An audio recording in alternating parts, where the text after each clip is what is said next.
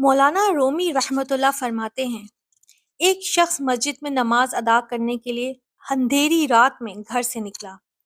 اندھیرے کی وجہ سے ٹھوکر لگی اور وہ منہ کے بل کیچڑ میں گر گیا۔ کیچڑ سے اٹھ کر وہ گھر واپس گیا اور لباس تبدیل کر کے دوبارہ مسجد کی طرف چل دیا۔ ابھی چند قدم ہی چلے تھے وہ کہ دوبارہ ٹھوکر لگی اور وہ دوبارہ کیچڑ میں گر گئے۔ کیچڑ سے اٹھ کر وہ ایک بار پھر گھر واپس آ گئے اور لباس تبدیل کر کے مسجد جانے کے لیے دوبارہ گھر سے نکل گئے۔ اپنے گھر کے دروازے پر اسے ایک شخص ملا جو اپنے ہاتھ میں ایک روشن چراغ تھامے ہوئے تھا۔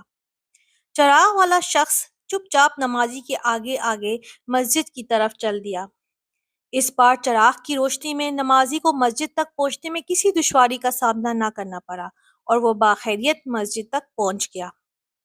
مسجد کے دروازے پر پہنچ کر چراغ والا شخص رک گیا۔ نمازی اسے وہیں چھوڑ کر مسجد میں داخل ہو گیا اور نماز ادا کرنے لگا۔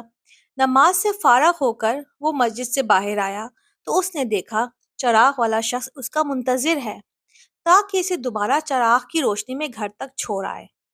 جب نمازی گھر پہنچ گیا تو نمازی نے اس اجنبی سے پوچھا، آپ کون ہیں؟ اجنبی بولا، سچ بتاؤں تو میں ابلیس ہوں۔ نمازی کی حیرت کی انتہا نہ رہی۔ اس نے پوچھا، تجھے تو میری نماز رہ جانے پر خوش ہو جانا چاہیے تھا، پھر تو چراغ کی روشنی میں مجھے مسجد تک کیوں لایا؟